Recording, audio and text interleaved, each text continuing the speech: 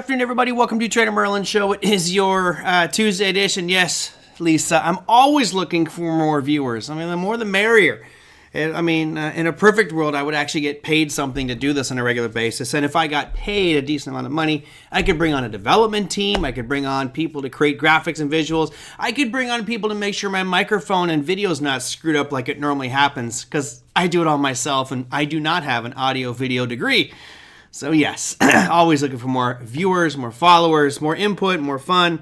They say if you love what you do, then it's not a job. Well, this is not a job because I love what I do. I'm just not getting paid for it, but it's okay. We'll make do with it. So hello, everybody. Welcome to your Tuesday edition. We have so much to talk about today. Yes, I have clickbait titles. I have all kinds of stuff for us to look at. So I'm going to start things off with a gratuitous plug because it's happening next week. I will be giving a presentation in San Francisco at the Investment Master Symposium for the Money Show, which would be a pretty fun event. I'm talking about filtering at chaos, how to choose the right cryptocurrencies and digital asset investments. So that's the basics of my presentation. You can get more information at the Investment Master Symposium or Money Show. And you can see on the right-hand side, I did take a little bit of time to do the outline for today's show. You'll see 1987 versus 2024. We'll look at StarBucks earnings. We'll look at Amazon's earnings. We will look at cannabis stocks, which I'm sure Mike LaRusso's going, huh? This looks good. And then I will also get into some viewer questions. Patel, did I put the 29th on there? See? This is why I need the 30th on that one. Oh, it's on the YouTube stream? You know, I messed up on the date. Yeah. Oh, call me out, Patel. I get it. All right, let's get into it and get the show on the road. Starting off with this one right here. 1987 versus 2024. Of course, you know, I'm a creature of habit. I love looking at patterns. I like to see if things repeat because I think that when things repeat, it does present opportunity to us. And I did receive a tag from one of you. Thank you very much for sending that in. It's from Margaret. She sends in this question that says, you know, is 1987 going to be like 2024? Because there's a striking correlation. There we go. Show number 907. Love the graphic. I even had AI create me some black and white. I said, show me the stock market crash. And not only do I like that it did it kind of in a grayed out black and white, but it also kind of gave some 1980s hairdos in there. That's pretty nice. The full heads of hair these guys had, looking concerned. Will the market crash like 1987? It's a legitimate question. And the topic was brought up. I was tagged. Thank you, Margaret, for tagging me in that one. This guy, John Trades MBA, posted this picture on his Twitter feed. And you can see on the left-hand side, we have this profound market run-up. He's kind of outlining a bullish flag here in 1987 that led to this market peak. And then all of a sudden, we had that monstrous decline, which to this day is still the biggest single daily decline in market history. Even the one from 2020 is a distant second to the crash of 1987. The Black Monday, if some of you were around and remember that one, had to listen to Ronald Reagan tell us how bad it was. And if you look at the chart on the right-hand side, well, that's today. I mean, that's our most recent chart. And I certainly would make the argument that there are some similarities in the way this price action looks, right? You've had a big impulse, you had that kind of corrective phase, the bullish flag, or if you want to call it that, and then that last big blow off top. And now he's making the point, does this guy John Trades, that we are breaking down below this kind of trend line piece that he's got drawn here, which is incorrectly drawn. It is not the right way to draw a trend line. It's just kind of arbitrarily put out there. It doesn't have any points of contact. It's not touching anything. But anyway, the general gist of it is we're now breaking down below some key levels. Now, I also did bring this up to you the other day when I talked about the market turning. And it was funny because as soon as I did the market turning, getting ready for the market rollover, as we did another show with John Rowland, you know, both of us are in the opinion that we're going to see a correction here. And it could be a decent one. And it was based off predominantly what we're seeing going on with the chart patterns. And maybe there's some historical pieces going on that may have caused that. So in the chat, just for fun, what do you guys think caused the crash of 1987? When we look back at this, you know, black eye on the financial markets would erased hundreds of billions of dollars in just a matter of 24 hours, what What caused that crash? What was the component that caused this implosion of our financial system? And I'll ask a second question to that here in a little bit. I'm just curious to see what you guys think, because there are so many events that were occurring.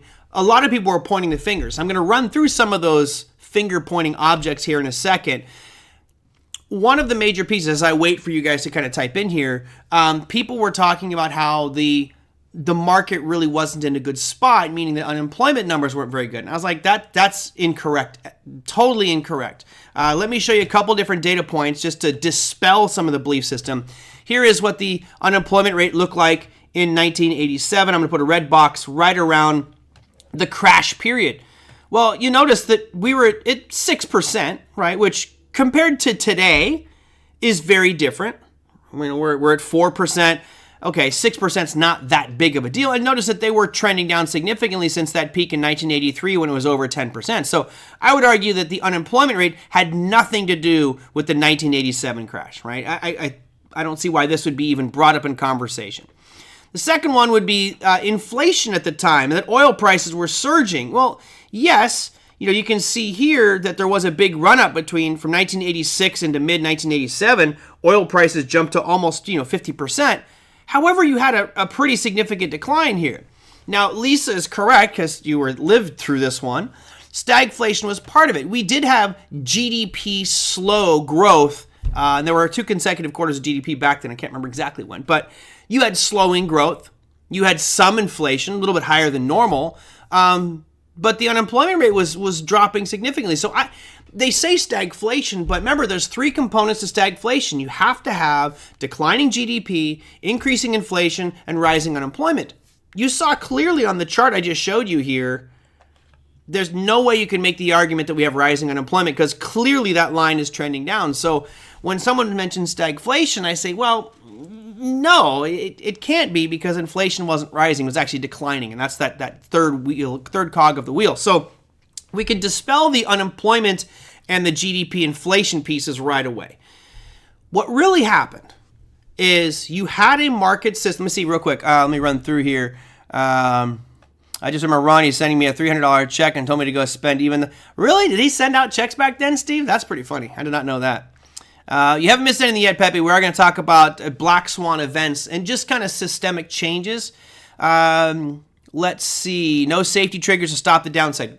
Great point. That's one key piece of this, was no safety triggers or circuit breakers. Overvalued stocks was one of the reasons. That's correct, Doja. Computer trading shut down. Well, it triggered all this new computer trading. And when you have automated selling going on with no real rules yet because they weren't programming it correctly, it was just kind of automating it, you had this snowball effect where, my system says if it gets past here to sell. Well, crap, we're past that point, and then it triggers another system, and you have this cascading waterfall of sell orders that came into the market. So, yeah, overvalued stocks was one of them for sure. Overvaluation. Chia says, I was in junior high in 1987. Well, you were in junior high? Let's see. Yeah, I just made it to high school. I think I was a freshman or sophomore in high school back then. Let's see. Wasn't it junk bonds? No, the different one, old blocker. What was the interest rate back then? Good question, Jimmy. I don't know off the top of my head, but let's go look. Since we do have the technology, I will go to Forex Factory, and I know that we're going to get a rate announcement tomorrow, which should be an exciting piece of information. Let me go real quick and show this to you guys so we can have that piece of the puzzle. And then I'll tell you exactly what happened and make the comparison. So here's our rate hike. Let me see if I can go all the way back to 87. Won't let me go back that far here, unfortunately, not on this chart. So I'm not sure. That's a good question. Okay, so what really caused it? Well, the graphic that we saw earlier, you can see something that's very similar to what we have now, which is a massive run-up in the valuation of the market in a short window of time. In the year before we peaked, so if you go 12 months back from this peak right here, the market had increased 50%. A 50% gain in less than a year. And just to bring it home, let's go here and let's do it on the Dow Jones Industrial, S&P, whatever, who cares? We'll pick one of these. I'll go monthly and I'll go back here to 1987. Oh, S&P doesn't go back that far. Let's go to DJI. Okay, so here's your 1987 piece. And you'll notice that very short window of time, we fell 41.6%. So in this run up here that goes back to July of 84, which was 3 years, we ran up 153%. But the big rally, kind of started in here. That's almost a year. We rallied 58% in a year.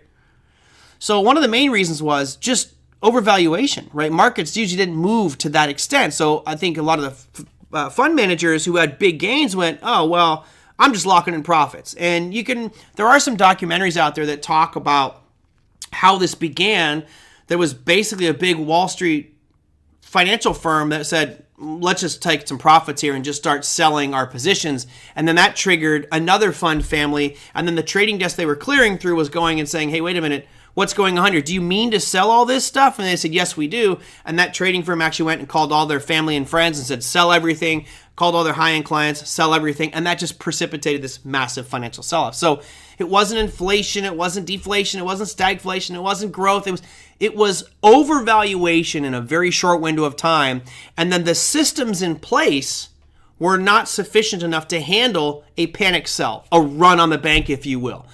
So what happened is Reagan, after that, put in place measures where we have curbs in our market. So we will not see a day like we did on Black Monday, October 19th, 1987. We will never see that day again. If it ever happens again, it's because systems broke. The system is in place now to force the markets to close. We have three tiers of circuit breakers. And I can't remember off the top of my head the percentages. Some of you know them by heart. But there's one tier where it stops for 15 minutes. Another tier it drops and stops for an hour. If it hits the third circuit breaker, done trading for the day, markets will not open that day. So you can't get those 20+% down days that happened back then. So that's the real reason. Now, I guess the bigger question, which Margaret wants to know, and I guess most of you do as well, is if we're looking at this picture of 1987 versus 2024, is this the same picture? Is it? I don't think so. I think we have a very similar picture with regards to how much we have moved up. And let's just go back here to our current market rally. And let's go back that 11-month window. Let's go back to those October lows and to where we peaked out at. Only a 38% move up, right? A 38% move up here in 18 bars. So a year and a half, 38% move up. That's not that great, but that's the Dow. Let me go with different markets. If we go from 5 months, 23%. Now that may, I guess, trigger some people to be selling and taking some profits. A 5-month run of 23% is unbelievable. And that, to me, should warrant some profit taking. Let's look at that S&P and we'll look at the NASDAQ as well because they both have a similar trajectory, but the percentages are better. Here you've got 29% for the S&P in 6 months. And then the big daddy here is the NASDAQ, which has already had a nice little correction here. But that was up 32% in just, sorry about that, 32% in 5 months. So in that respect, I think you do have a similar pattern. And you can see it here. You have this big move up, correction, the bullish flag the gentleman was pointing out, and then that big rally up. So to answer the question, which I'm not dancing around it, thank you, Futures Trader. Level 1 is 7%, level 2 is 13%, and 2 is 20%. Okay, or 3 is 20%. Yeah, I remember 7, 13. I wasn't sure whether it was 20 or 21%, but because I thought it was like prime numbers, right? 7, 13, 21. For some reason that triggered in my head. I don't know why, but thank you for that clarity. And if we look back here to these price charts, I do see a very similar pattern. But here's the deal. If you feel like this is going to roll over and have the same pattern, you'd be going short right now. And to me, you're not getting proof. You're not getting any confirmation that this is in fact selling off. Could you be, aggressive and jump on the short train right now? Absolutely, you could. I'm not, and I mentioned this the other day, that when we broke down below this, let's get rid of this upper trend line here, or this line here. When we broke this trend line from this most recent rally in January, right, we were hitting bottoms, and we broke that back on April 2nd. I made the point, I said, look, we have broken the trend line, but it doesn't mean it's over, right? It's not over yet. We're still trending up, it just means it's slowing down. I said the trigger for that will make us say that this uptrend is over is if we break down below this 18,000 mark on the NASDAQ. We came down to it 1 time, 2 times, 3 times, 4 times, and we finally broke it on April 15th, which now does not mean that we are in a downtrend. It just means that things are slightly changing and we may start to see some more downside movement. So remember, I made a list and I said there's kind of the 4 criteria. Number 1, first step of breaking an uptrend and leading to a downtrend is you break the uptrend. The trend line's broken. Step number 2 is you make a new lower low. Step number 3 is you retest, right? One of those lower highs, you kind of retest that, and then you make a new low. Then you're in a downtrend, right? And things are definitely going to be moving to the south side. So what do we have here? With the NASDAQ, we had the initial break on April 2nd. You came down and tested the most recent pivot swing low, which is right here on March 15th. We retested it multiple times. We broke it on April 15th. We sold off, now have retested this overhead supply level at 18,000, which today we reacted to that one, and now you saw a sharp move down. If we make a low that's below this, let me get rid of some of these lines here now, get rid of some of these bad boys. It certainly feels like we're going to go lower, but until we break 17,100, you can't definitively say it. Once we break that, then I think you can definitively say we are now officially in a downtrend. And then it's like, okay, start making those short trades. At least protect your longs. Buy if you're not going to get out of your long positions, protect those. But I do think that you'll see markets sell off. I've been kind of vocal about that one. I think that this could be the beginning of some new downtrend type moves for our broader equity market indexes. But I do not think you are going to see this picture, this extent of a crash. I just don't see that happening. We have systems in place now, not only those circuit breakers, which you guys, if you want to the circuit breakers, Future Trader wrote them in the chat. You have those three-step circuit breakers, which will cap us at 20% maximum per day. So that's one security measure in place. Also, the computers that are driving the market that were driving the market back in 1987, these were not highly programmable, customized things. These were just a simple black box that if price hits here, just start selling. There was no, hey, scan the market and look at all this other data points. It was, if price hits here, start selling. If you have that many firms that have those systems in place, it creates a cascading waterfall of sell orders. Our systems today are far more robust using AI, and they are not only issuing buy and sell signals and selling securities, but they're also analyzing all the price action that's going on from across the board and analyzing, is this the right time to be selling based off what we're seeing, or is this the right time to be buying based off what we're seeing? So I think it's definitely a technologically superior market now, which I believe to some extent will circumvent the massive down days that we saw.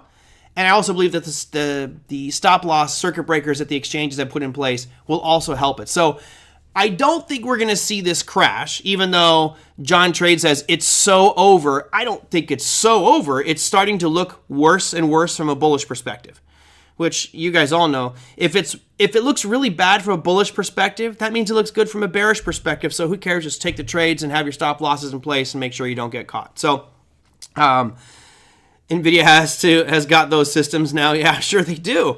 I'm sure that I would love to be smart enough to understand the whole AI complexity and the data input pieces. I know Tom, one of our regulars here, certainly on the engineering side, knows way more than I'll ever know about this industry. But it'd be very interesting to see how they're analyzing Twitter feeds, Instagram, news stories that are put out, price action on price charts. How is it coming to its consensus about price discovery and what those algorithms should be doing? So I think it's really exciting. I certainly do not believe in any way, shape, or form that we're going to get a crash that looks like this from 1987. If things do fall apart and go to hell in a handbasket, as many people are portraying, look, even if we got back down to these lows that started in this rally in October, people would lose their freaking minds. They would be going crazy. Why? Well, let's go and show you what that number might look like. That'd be a 27, call it 28% decline in the NASDAQ if we fell down. Oops, sorry, that went too far. My bad. That's where that line should be. That would be a 25% drop in the market to get back down to where we were just back in October. I mean, honestly, that'd be like a good pullback. It doesn't seem like that would be an extreme hypothesis at all, but the markets would be freaking out and so many systems would be triggering buy moments at that level. So I think we're due for a pullback. I think we're due for a market correction here. I think that the economic data is going to start to get a little bit worse. I think that the Fed is going to hold off on their rate cuts. We will see what happens tomorrow at 11 o'clock Pacific time, 11:30 for the press conference. Make sure you watch that one. And then I just feel like it's going to slowly get a little bit worse at an economic level. Not dramatically, but slowly get a little bit worse so that we get that discussion of stagflation really start to surge. Remember, GDP has been slowing down, inflation has been increasing the past couple of readings, and unemployment is starting to rise. Those are the three components of stagflation, but it's only a couple of months, if not quarters, of data. What we need is the next couple months to really prove if that's in fact true. And that means unemployment will start to move up more, which I believe it will. Inflation will move up more, which I believe it will. And then GDP will continue to decline, which I think it will. So if we get those three things, then all of a sudden we have the stagflation discussion. Media precipitates that argument. And then we might see further declines in the equity markets. But for now, I just expect a market pullback, which will give me some opportunities to buy here. I did sell some puts today on SLV. Just so you guys have that one. I sold the 2350s. My silver got taken away at 2350. Of course, I collected a boatload of premium, and I sold the 2350 puts expiring in May 17th. So a little aggressive on that one, but I wanted to be back in silver because that's been my breadwinner for the past couple of years. So there we go. I haven't had a chance to read through all your chats. Sorry, I've kind of been ranting. Usually the markets do well in most presidential elections, right? It's an interesting statistic. So we looked at that one, Jur, a couple times. The average market return for the S&P is between 8 and 10%. And when you look at the facts, I brought on Jeffrey Hirsch from Stock Traders Almanac. Phenomenal publication. He was on the show. And according to Stock Traders Almanac, who does way more data studies than I do, during a presidential election year, the market moves up 7% on average. 7%? I find that remarkable because when you talk to people about the markets, let's bring up the S&P here real quick. When you talk to people about the markets, they're generally thinking that during a presidential election year, it's like 30, 40, 50% gains, right? No, not at all. I will go from where we opened this year, so that's going to be that's January 2nd, so I'll go from there, to where we are right now. Our markets are up 5.84%. They were up 11% for the S&P. So let me get rid of all these lines. I hate having a lot of lines in my charts. Sorry about that. So yes, markets are typically up during election years, 7%, which we're slightly lower than that now. We certainly have several months to go. What else did I see in the chat here? That would be a daily downtrend. Still have to wait for the monthly or weekly. Correct, Pepe. And again, it's all a matter of perspective of what style of trader you are, right? I would use the daily personally because that's more my style. But if you're a long-term, managing your 401ks, your IRAs, you might be looking for a weekly close below some of those levels. Absolutely. Page 26 in the Stock Traders Almanac. Let's see. Oliver said, you guys are funny. NVIDIA's got those systems. Sure. Let's see. Tom says, it would be interesting to look at the difference between the market value of the market versus the value of companies based on discounted cash flow. I would like to have somebody that did all those studies for me so I could focus on other things because that's a lot of work to do. But Margaret, long-winded answer to your question, to your thought. My thoughts on this one is there is an uncanny resemblance. However, this is like saying that a 1987 Mustang is the same as a 2024 Tesla. Completely different technology under the hood, driven by different forces.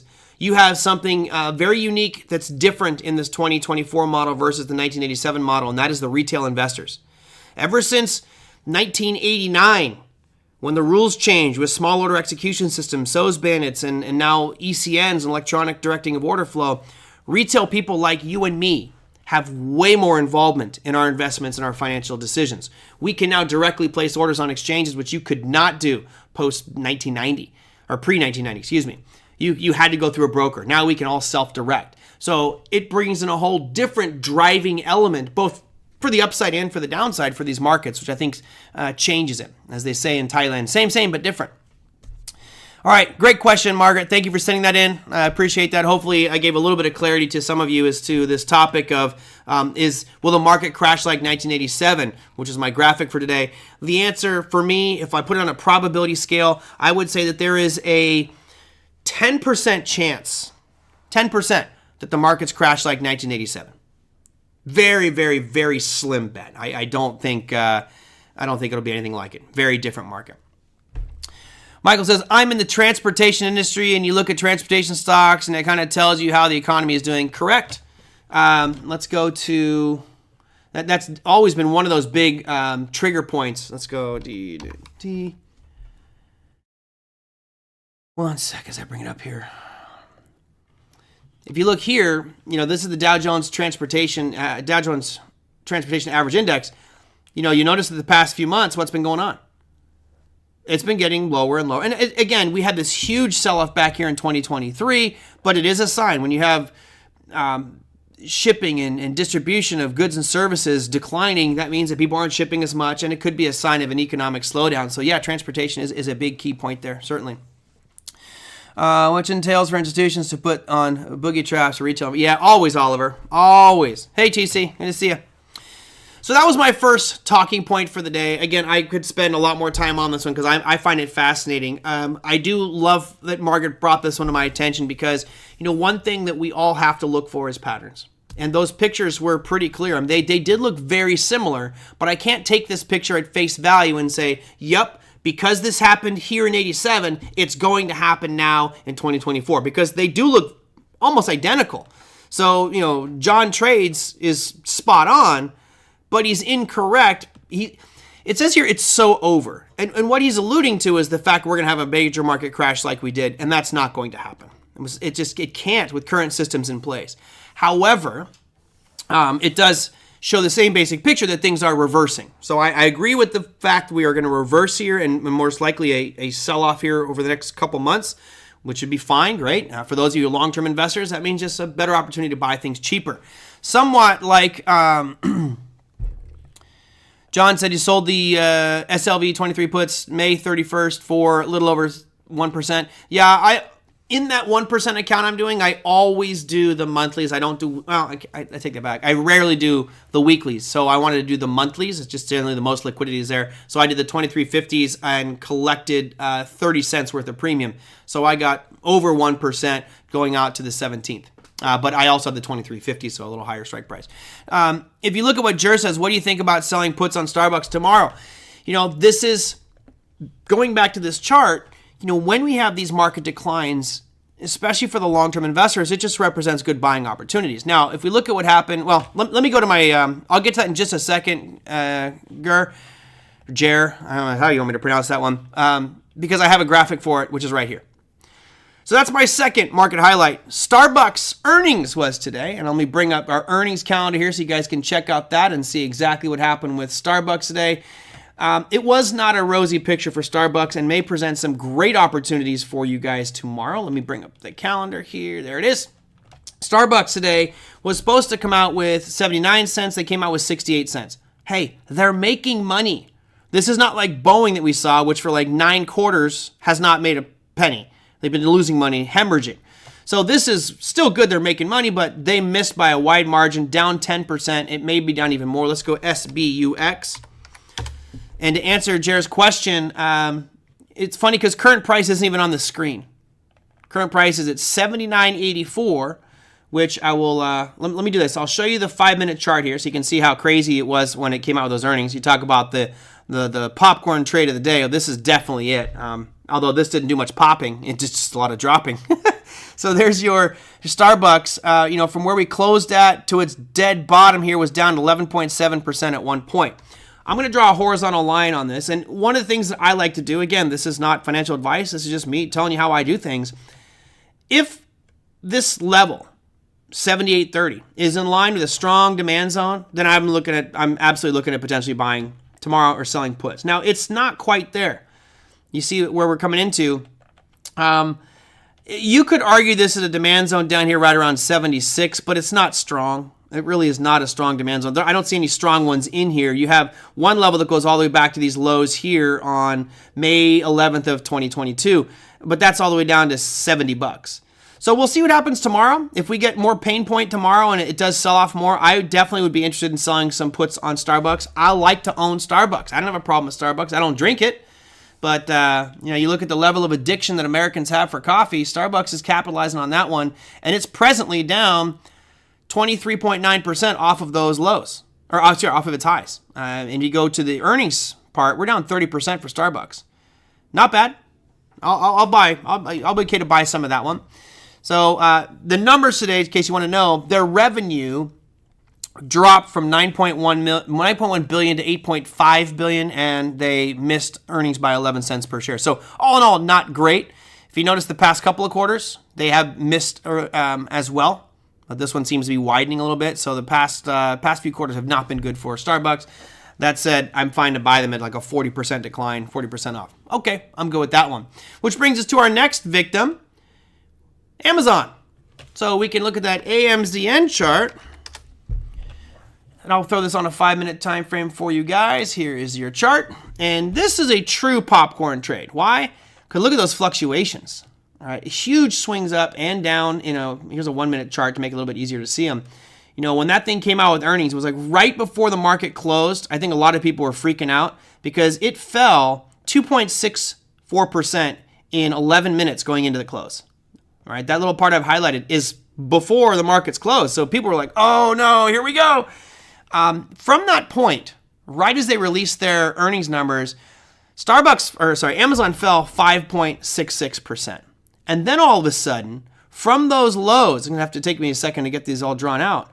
I mean, you had a huge rally in that after-hour session. It went from down 0.566%. It rallied 12.74%. And now we're currently up 2.96 in the after-hour. So great day, at least for Amazon, because it didn't tank. As far as its earnings go, it really has gone nowhere. Yeah, it's up 3%, but that's kind of in line with where it was trading most of today's trading session. So the numbers you ask, well, here you go. They're expected to make 84 cents per share. They came out at 98 cents, so that's a great beat. And their revenue increased from 142 billion to 143 billion. I mean, all in all, it looks good. Now, I want to take some time tomorrow or later tonight if I have time and read through some of the statements that were made about their business model. Where are we seeing the increases in those revenue numbers, and where are we seeing money disappear from, right? Where are the holes in the boat, and where is this thing sailing really well? I'd like to know that a little bit more for Amazon before I make a decision on what to do with Amazon. But on that daily time frame, it's not giving me any opportunity, right? I would have loved it. Either you shoot up to this all-time high at 188, 189, or you crash miserably, close this gap, and give me a buying opportunity. Unfortunately, we're not going to get anything like that. And if you look at the previous quarter, when we reported earnings back here in February, giant jump up, continue to rip. Well, I mean, this was a beat on earnings, but nothing really there, Let's see. Let me go a couple more things, and then I'll go to what you guys want to talk about. Man, this is going to be a long show today. All right. So that was your Amazon earnings. I actually thought Amazon would be the wild one today. Who knew? Starbucks, the big daddy. You want to supercomputer? Are we still talking about this thing? All right, let's go to supercomputer. This is SMCI, which is that supercomputer stock. Let's go to a 1-minute time frame. And you had big swings there as well. Initially, their initial move on the earnings announcement was a gain of 10%, and now you're looking, it's down in the after hours 11%. But that swing from peak to bottom, that's just incredible. You got a 19% swing from peak to bottom in the after hours session. That is nuts. Jeez Louise. Hope you got some Tums ready if you own that bad boy. That's an intestinal nightmare. All right. So let me go back to this, and I want to mention this one real quick, which is weed. Weed. Love AI. Actually, the cop actually has decent hands this time. AI is getting better and better and better with regards to their graphics. So I said, give you a picture of a police officer holding a pot plant. I didn't get a chance to do all of the work for you that I wanted to do. There were certainly some things there's some things that we all know are just broken with this country. And here's one of them. Schedule 1 narcotics. Oh, do I have it? I wrote them all out over here. Schedule 1 narcotics, just so you guys know. Heroin, pretty sure we'd all agree. Schedule 1 is like the peak, and like this crap should be banned. You should go to jail for it. Heroin, okay? LSD. I don't know if that should be Schedule 1, right? Some of you could probably disagree with me. I've been around plenty of people on acid going to Grateful Dead shows. Usually they're just in their own little world, not hurting anybody. Marijuana, which is safer on more fronts than a bottle of whiskey. I mean, if you gave a hardened criminal, you give someone who's a bad person with malintent a bottle of whiskey or a joint, you know what's going to happen. You give them a bottle of whiskey, they're starting fights, they're robbing stuff, they're breaking, stealing, doing whatever. You give them a joint, they're going to sit there and watch reruns of Seinfeld and eat a bag of Doritos, right? I'm pretty sure that shouldn't be in the same category. Level 1, Schedule 1 for weed. So today, the Drug Enforcement Agency says, I don't know if they made an official press release, but people inside are saying that they're going to lower the classification for cannabis, which is like, duh. Like, how dumb do you have to be to continue to call cannabis a Schedule 1 narcotic in the same category as fentanyl? No, sorry, not fentanyl. Methamphetamines, ecstasy, peyote, right? Natural one out of the earth. That's fine. That's strange to me. That's Schedule 1. Here's Schedule 2, which, according to the DEA, is nowhere near as dangerous as cannabis, which is Schedule 1. Schedule 2. Cocaine, methamphetamines, methadone, hydromorphine, oxycodone. Oxycontin. There's so many movies about people losing their lives to Oxycontin, but that's safer than cannabis. Fentanyl. How is fentanyl not a Schedule 1? They should make it that if you are caught with fentanyl, it's automatic prison. And if you're selling it, gas chamber. That stuff's killing people left and right. It should be, you're selling a murder weapon if you sell fentanyl. Go to prison. Be done with it. Adderall and Ritalin, I thought were interesting ones as Schedule 2. And then there's Schedule 3. Schedule 3 is ketamine and testosterone. So testosterone's on that scheduled list.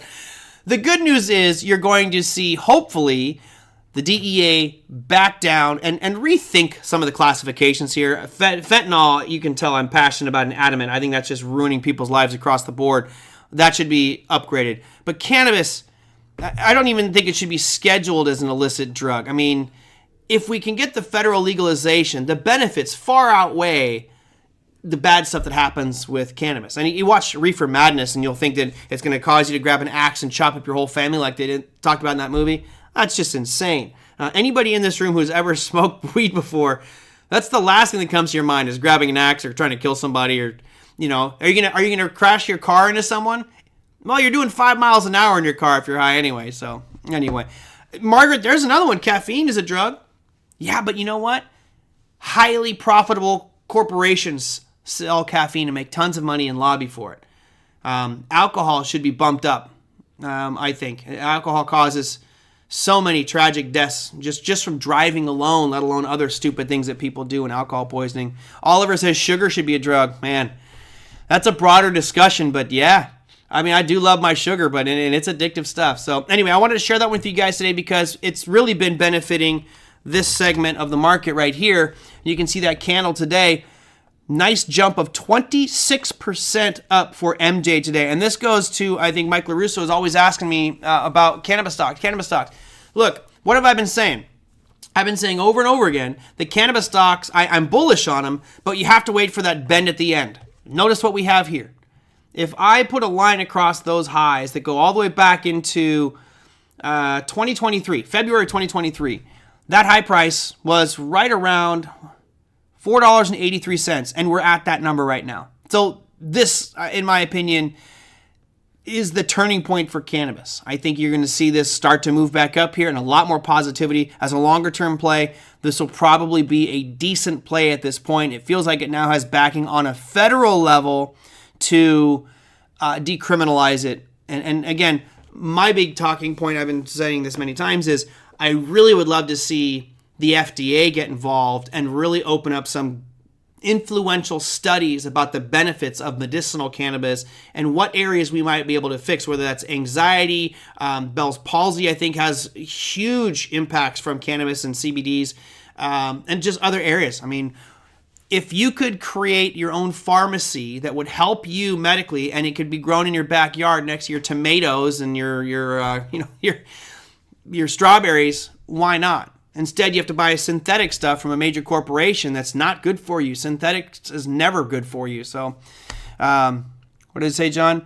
Wish we didn't have alcohol on the plane. Yeah, it helps me sometimes relax a little bit, but I'm not the type that gets hammered on an airplane either. I tell you, I've seen people before. I've been really close to jumping up and like stopping people from just being crazy idiots on an airplane. Man, I can imagine. By downgrading to Schedule 3, weed companies can then deduct operating expenses. So I understand, yes, not only that, but if you downgrade it enough, then external money will come into it. Because it's a Schedule 1, investors are kind of nervous to get involved with the cannabis business, right? Because it is technically a Schedule 1 drug, skirting that state versus federal line. This now allows them potentially to be able to do work directly with banks. Because, cannabis shops are predominantly a cash business. They got no place to put it. Banks are not allowed to take their money because it's an illegal substance. Now, if we get some more clarity and maybe declassify a little bit more, preferably on the federal level going into the election year, I'd love to see that as one of the campaign items. Let's decriminalize cannabis. Then all of a sudden, that industry booms because now these companies can all put their cash in the bank and be safer. There's less crime around it. It's really... Andre says the best pharmacy is real food. I could not agree more. Very, very good point there. Okay. So I went through most of my stuff here. I had the listener questions, but you guys are bringing in more questions. Why is there only one like today? Let's go, people. Yeah, smash that like button.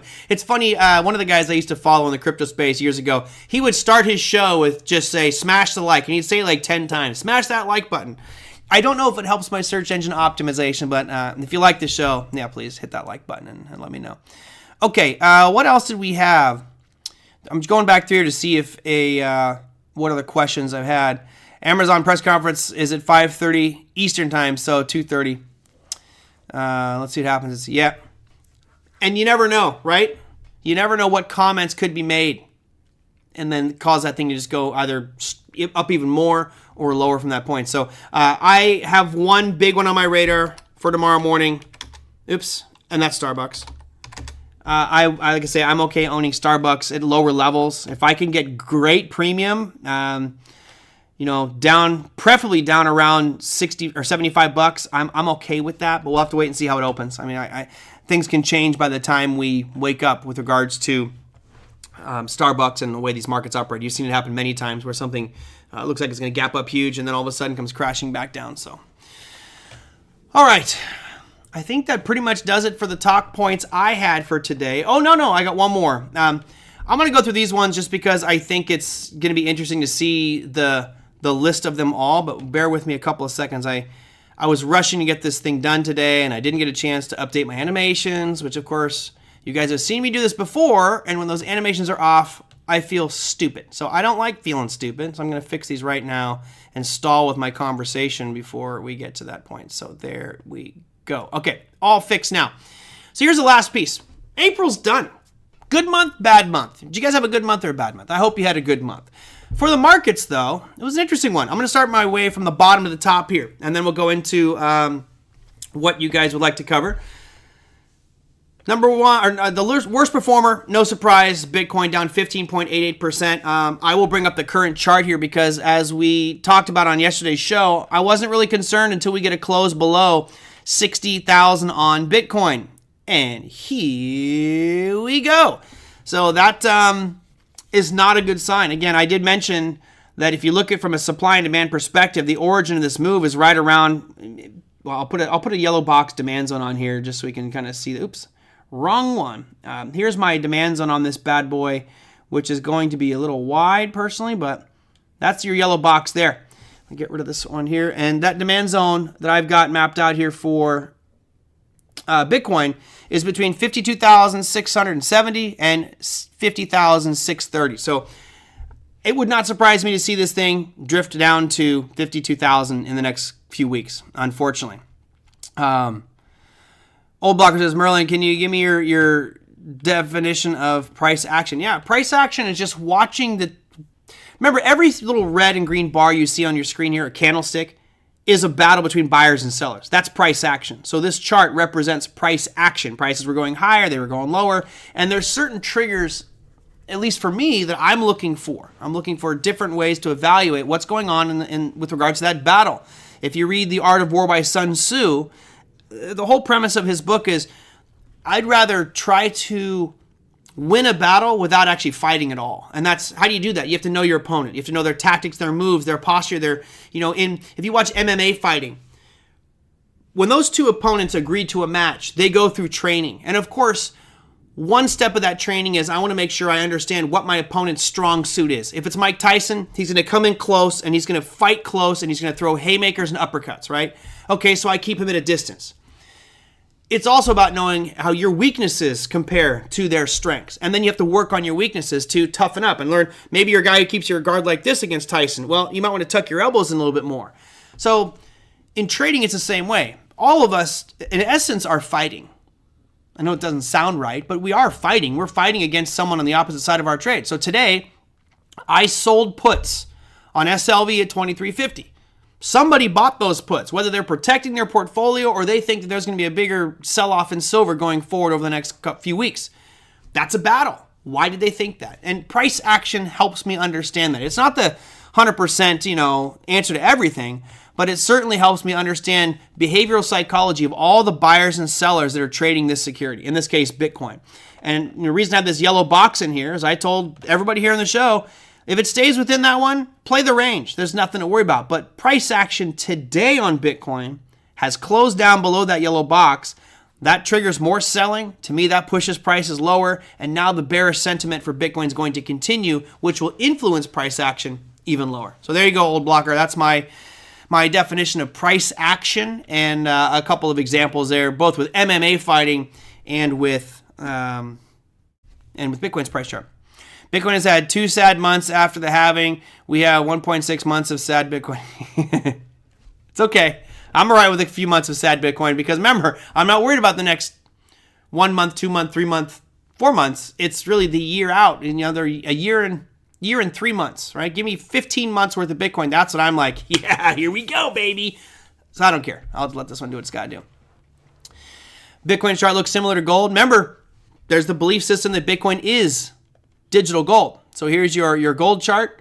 Yeah, relatively similar picture, right? Had that little sell-off and then broke down below it today. So not looking good for gold, but all in all, I'm happy with it. That was your worst performer for the month, was Bitcoin, down 15.8%. On the heels of that, you have the Russell 2000, which is the IWM or RTY. There's your chart there. It's been a pretty ugly month, although it did have a nice bounce off of that level we identified at 1939. Today, pretty bad day, down 2%. If my thought is, or if my belief is correct, then we're going to see this drift lower, break down below that 1939, and then we'll have to re-look at some levels that it might hit. The next logical one for me is going to be right here at 1884, which would represent about, from current levels, about a 60-point decline. And today we're down 41 points, so it could definitely get there in a hurry. So the Russell was your 7th place finisher. In 6th place, I had the NASDAQ 100, which was down 5.18% for the month. Not a good-looking chart. There it is. We've still got a couple levels mapped out here. You guys might notice I have this red line drawn just from the bottom. But this second one here, the 16,797, that represented 10% off the all-time high for the NASDAQ 100, which I still think is a very logical target. So there we go for number 6. Number 5, S&P 500. Down 4.77%. Similar looking picture. I like this one from the discussion I had earlier about measuring and quantifying when price trends change. So when do we switch from an uptrend to a sideways trend to a non-existent trend to a downtrend? And this has lined up everything. There's only one criteria left for me, and that is I needed to see it make a new low here. If that happens, then 100% we are in a downtrend on the S&P, but we got a little bit of ways to go before we get there. Again, bad month of April for the S&P. Moving to our podium time, oil, I think it's podium time. I'm pretty, maybe have 3 more. Oil down 1.97%. This has been my big hat rack, if you will, with regards to what I think is going to happen in our markets. Again, I'm still bullish on crude oil, particularly with what's going on right now with Middle East tensions and things like that, and Israel making attacks on Iran and vice versa, and now all of a sudden that transferring over to the United States, which is just crazy, and people shutting down schools and universities and riots. That might put further tensions on oil supply chains, but the chart right now says prices might be drifting lower. Looks like a lower high being made on crude oil. What will be key here is if we get down below, I can actually just hit escape and drag this one down. You guys might remember I talked about these bottoming tails that happened on the 18th, 19th, 22nd, and 23rd of this month, of this month. Notice we have a long bottoming tail again today. Again, it's telling you that buyers are pushing price back up as it starts to get crushed here. So it's nice to see the demand pushing this up, but a close below, call it 80.65, you could really, or maybe 80.60, you could really see more the bottom fall out of this one and a lower print being put in. So I'm still long-term bullish, but man, it just feels like it's slowly failing to make new highs, and the buyers are supporting it. One of them is going to have to give. Either the seller's going to give up or those buyers are going to give up. And I don't know. We'll probably see here in a couple days on crude oil. All in all, a bad month of April, down 1.97%. But let's not fret. There is positive stuff out there. You have the dollar index, which is up 1.72%, the old Dixie. Yep. Today, nice surge to the upside, finishing it up because it was up 0.63%. So that was a nice little exclamation point to end the month. All in all, the rising dollar increase hurts the markets. Let's remember that. One thing before we drift off here, I want to make sure we take a peek at this USD JPY. You guys might remember there's this long, looks like a spike right here. That was my target on the breakout of this ascending triangle. You guys might remember we had this ascending triangle that started forming all the way back to November of 2023, making higher lows and same highs. Once it broke, the expectation was the target there is going to be at 176.80. We had a really sharp move up here over the last few days, which has been great. Now, all of a sudden, it feels like it's just kind of traversing sideways. So we'll keep an eye on this one. Again, this is making Japan a much more attractive potential visiting spot for me at the end of this year. And I got two more. I got the gold market, 2.62%. So not quite following Bitcoin in this regard, but for the month, just been a phenomenal, strong month. However, the last 2 weeks have seen a pretty strong decline in gold's pricing. Today, another big down day, 2.32% slide. If we look at how much it's fallen from this peak back here on April 12th, that's a pretty good drop of 5.96% in 12 days. And it's still up 2.62% for the month. But that's not the best. What's the best performer? Oh, yeah, that's right. We have a record amount of bond auctions coming out. The 10-year yield increased 11.31%. Whew, that's not good. And again, the more this moves up, the more pressure it puts on these markets to support my hypothesis of a market slowdown here and slow decline here for our market. So keep your eye on that 10-year, 11.31. Again, I'm going to have Bill Addis on the program on Thursday. We'll look at the Fed's announcements, impacts of the 10-year, and just anything to deal with bond markets. John says, how is the Dixie calculated since it is not traded? If you look, just go to the dollar index. I did a show on the dollar index like 2 months ago, John.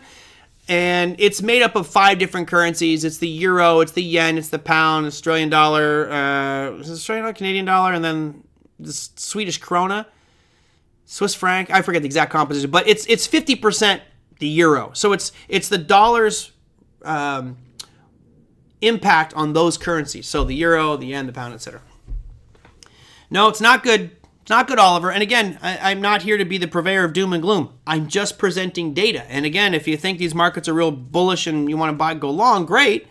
But there's more and more data has been showing things aren't as rosy. And we'll get a better picture of this tomorrow, particularly with Jerome Powell at the press conference. We'll see. I know he's going to talk about the rates. I know he's going to talk about inflation. We had some inflation data today as well, which didn't really help things out. At least I don't think it helped things out. The other question I got from you guys was, what are my thoughts on CZ getting 4 months? He did admit, he did plead guilty to it, so that's kind of on him. I really don't, I don't know. I don't see him as this hardened criminal. I don't believe he should have gotten a stiff sentence like that. He's been open and transparent about many things. Yeah, I kind of wish that it didn't happen that way, but unfortunately, it did, and here he is going to jail. So I don't think that he should. I think he should be let out. What inflation data? The employment cost index. So it was up 1.2%. So basically the cost of labor is getting higher and higher, and there's your chart of it. This goes all the way back into 2000. So you're looking at 24 years of labor cost. But you can see that the most recent couple years have been pretty high labor costs there. So there we go. Okay. Yeah, John, I can't remember off the top of my head. If you go to my YouTube page, which I'm sure you know how to do that, let me see real quick. I'll just do it here. If you type in TraderMerlin, all right, let's go to that one. So here's the TraderMerlin page. If you click on that one, and then there's a little magnifying glass right here.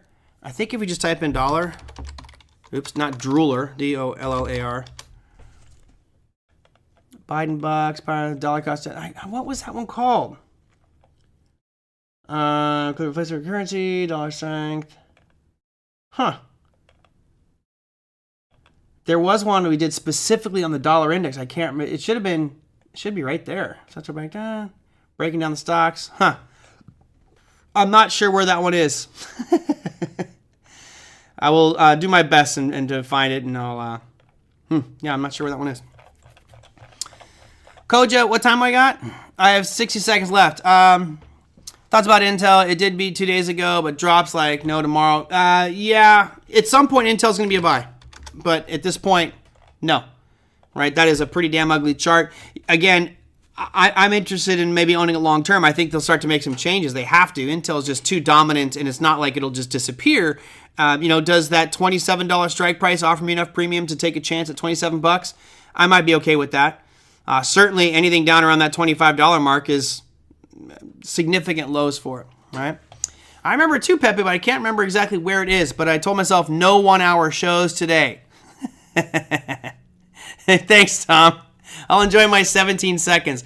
Anyway, guys, that's it for me for today. If you have any comments, questions, feedback, let me know. You can email me at tradermerlin@gmail.com. I'm looking off to the side because I want to tell you that you have CVS, Qualcomm, MasterCard, Pfizer, Etsy, Kraft Heinz coming out with earnings tomorrow. And then on the economic front, you do have, of course, the Jerome Powell statement happening at 11 a.m. Pacific, but you also have JOLTS job openings, final manufacturing PMI, and much, much more. Damn it. I was trying to make it out in under an hour. I guess I made it. Anyway, happy April, everybody. I'm looking forward to a fantastic May. No show tomorrow because I'm going to be in studio recording all day, but I'll be back Thursday with Bill Addis, so that's going to be a fun one. If you guys have anything you want me to discuss with him, email me or put it down below any of the YouTube videos, which is Trader Merlin on YouTube or TraderMerlin@gmail.com for email. That said, thank you guys so much. Have a fantastic remainder of your day, and we'll let you know about going long Starbucks. See you guys tomorrow. Or see you Thursday.